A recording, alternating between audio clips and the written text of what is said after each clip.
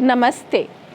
Liver के लिए अधिकतर लोग सबसे ज़्यादा सवाल हमसे पूछते हैं कि लीवर को कैसे हम अपने स्वस्थ रख सकते हैं, कैसे योगाभ्यास करें जिससे हमारा जैसे फैटी लीवर का प्रॉब्लम है या फिर लीवर फंक्शन को अगर आप बेहतर करना चाहते हैं तो क्या योगाभ्यास आपको करने चाहिए, क्या सावधानियां आपको रखनी चाहिए।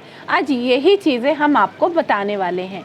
देखिए, वैसे तो लीवर के लिए बहुत सारे योगाभ्यास हैं जो आपके लीवर फंक्शन को बेहतर कर सकते हैं, लेकिन हमारी कोशिश ये रहती है कि हम इजी से इजी योग अभ्यास आपको बताएं कि अगर आपने पहले कभी योग अभ्यास नहीं भी किया तो ये आसन आप तब भी कर पाएँ। तो हम आज आपको कुछ ऐसे आसन सिखाने वाले हैं, फैटी लीवर की प्रॉब्लम में भी वो आपको बहुत फ़ायदा पहुंचाएंगे।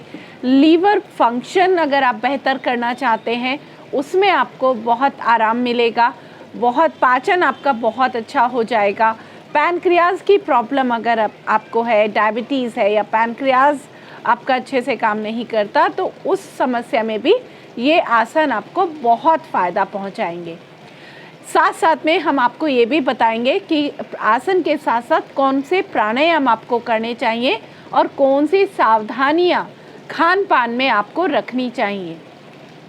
तो आज का जो वीडियो है आप पूरा देखें, जिसमें कि आपको हम काफ़ी जानकारी देंगे आपके लीवर से रिलेटेड। तो शुरुआत हम आसन के साथ करेंगे। तो आसन का अभ्यास देखते हैं कि कौन से सहज आसन आप यहाँ पर कर सकते हैं। तो पहला आसन जो आज मैं आपको बताऊंगी वो है भद्र आसन। भद्र आसन एक ऐसा आसन है जो आपके लीवर पर बहुत ही अच्छे से काम करता है। इसके लिए करना क्या है, ऐसे वज्रासन में आ जाएंगे और फिर दोनों घुटनों में, दोनों लेग्स में गैप बनाना है, और जितना आप गैप बनाएंगे उतना आपके लिए अच्छा रहेगा। फिर क्या करना है, दोनों आर्म्स को पीछे ले जाएं और क्रॉस कर लें। अब आप महसूस करेंगे कि आपका जो लीवर है यहाँ पर एक खिंचाव महसूस होगा, एक एम्प्टीनेस आएगी। इसको ही आपको प्रैक्टिस करना है। एक बार पीछे से भी आप देख लेते हैं कि आर्म्स की पोजीशन कैसे रखनी है। तो इस तरीके से फेस सामने रहेगा और 1 से 2 मिनट तक आपको इस अभ्यास को करना है। ऐसा नहीं कि बस आप आए, कुछ देर रुके और फिर वापस। जब तक आप रुकेंगे नहीं, ठहरेंगे नहीं किसी आसन में, तो उसका पूरा लाभ भी नहीं मिल पाएगा।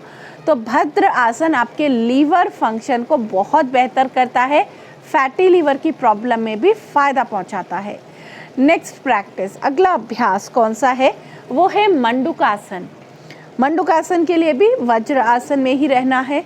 मुट्ठी को बंद करेंगे इस तरीके से, और अपने अंगूठे का ये जो बाहरी नुकीला हिस्सा है इसे अपनी नाभि के दोनों साइड रखना है और अंदर धंसाने की कोशिश करें इस तरीके से, और एक्सेल करते हुए आगे झुकें, जितना आगे झुक सकते हैं। कुछ देर ठहरना है यहीं पर आपको। इससे आपके लीवर और पैनक्रियाज दोनों पर बहुत अच्छा असर आएगा, आपका पाचन तेज़ हो जाएगा। तो आपको यहाँ पर रुकने की कोशिश करनी है, कम से कम 30 सेकेंड, और रुक सकते हैं तो 1 मिनट तक भी आप रुक जाइए। तो इसे भी 2 से 3 बार आपको दोहराना है। तो ये भी आपके लीवर फंक्शन को बहुत बेहतर करता है। अब देखते हैं तीसरा आसन, ये है अर्ध मत्स्येंद्र आसन। अर्ध मत्स्येंद्र आसन के लिए आप इस ऐसे फोल्ड कर लें आराम से अपनी लेग्स को, और जो बिल्कुल सहज तरीका है वो ये है कि अपोजिट हैंड से अपने घुटने को इस तरीके से दबाएं।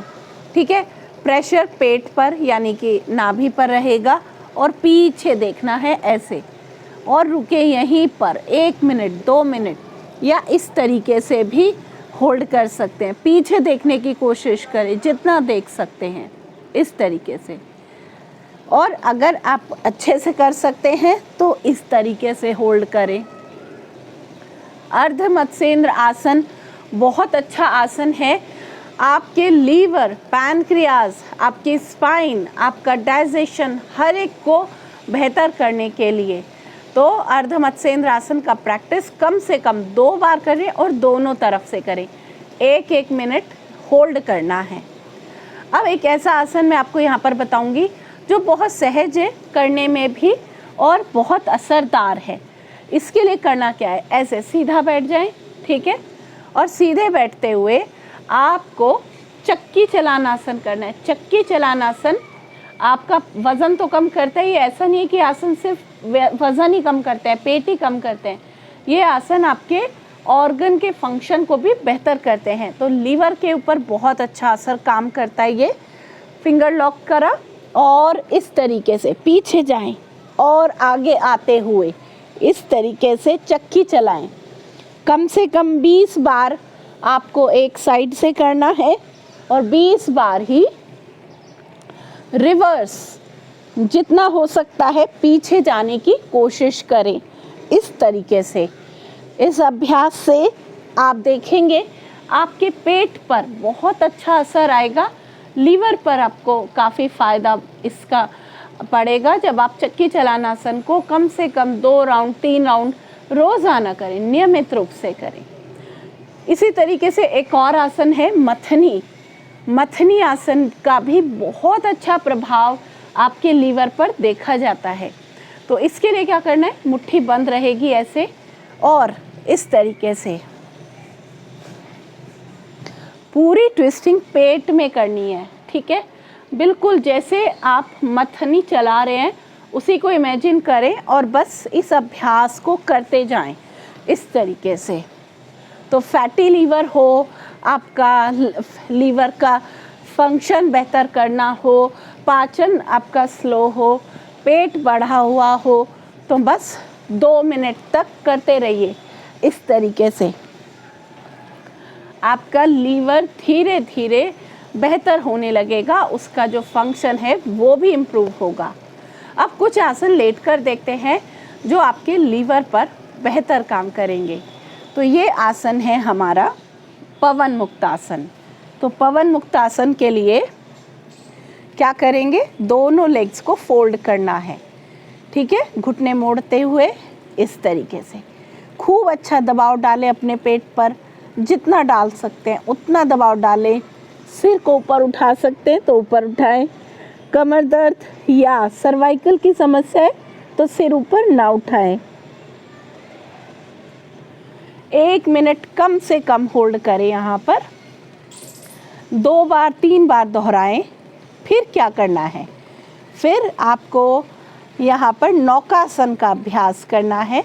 तो नौकासन के लिए इस तरीके से पूरा ध्यान यहाँ, जब तक आपको लगे आपका शरीर कांपने ना लग जाए तब तक होल्ड करें, रुके रहें, बहुत जल्दी वापस ना आए, बने रहना है नौकासन में। आपके लीवर पर बहुत अच्छा काम करता है ये आसन। तो इस तरीके से नौकासन का अभ्यास भी 2 बार 3 बार जितनी देर तक आप कर सकते हैं करने की कोशिश करें और आसन में बने रहने की कोशिश करें। अब लास्ट का एक आसन और मैं आपको बताऊंगी जो आपके लीवर को बहुत अच्छे से बेहतर करता है, उसके फैटी लीवर की समस्या हो या पाचन की। ये है भुजंग आसन। तो भुजंग आसन के लिए पेट के बल आ जाएंगे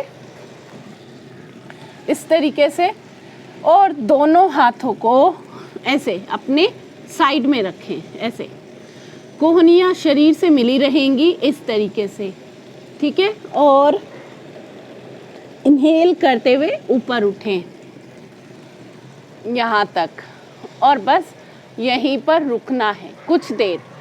पेट पर अच्छा खिंचाव महसूस करें और बने रहें इस तरीके से।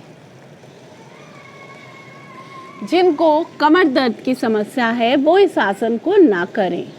एक बार फिर से देखते हैं। ऊपर उठें और रुकें, बहुत जल्दी नहीं करनी है, वापस आने की, ठहरना है यहीं पर।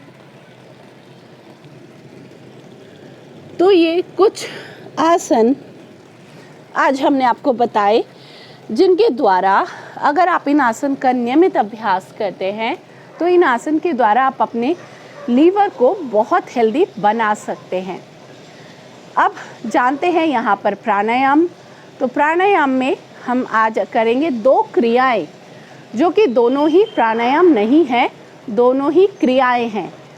पहली क्रिया है कपालभाति, जिसको आप अधिकतर जानते ही हैं। तो कपालभाति का अभ्यास,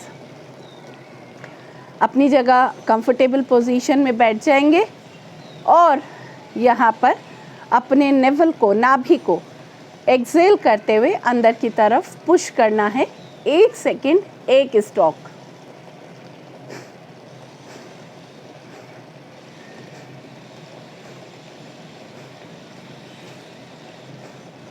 कपालभाति करते हुए कंधे ना उचकाएं। अधिकतर किस तरीके से करते हैं, पूरा शरीर हिलता है, तो सिर्फ पेट में मूवमेंट करें। 1 सेकेंड, 1 स्ट्रोक करें, बहुत तेज़ी से भी ना करें। 5 से 10 मिनट, 10 मिनट अगर आपको लीवर फंक्शन बेहतर करना है तो 10 मिनट डेली प्रैक्टिस करें कपालभाति की। एक और क्रिया है, यह है अग्निसार। अग्निसार बहुत तेज़ी से आपके लीवर फंक्शन को बेहतर करती है। फैटी लीवर है तो ज़रूर करें। करना क्या है अग्निसार के लिए, दोनों हाथों को घुटनों पे रख लेंगे ऐसे, पूरा श्वास अंदर भरें, फिर एक्सेल करें। एक्सेल करते हुए पेट अंदर, नाभि अंदर, जितना अंदर ले जा सकते हैं कमर से मिलाने की कोशिश करेंगे। और एक्सेल करते हुए ही आपको कपालभाति की तरह स्ट्रोक्स लगाने, पर यहाँ पर श्वास लेना नहीं है, उसी कंडीशन में इस तरीके से।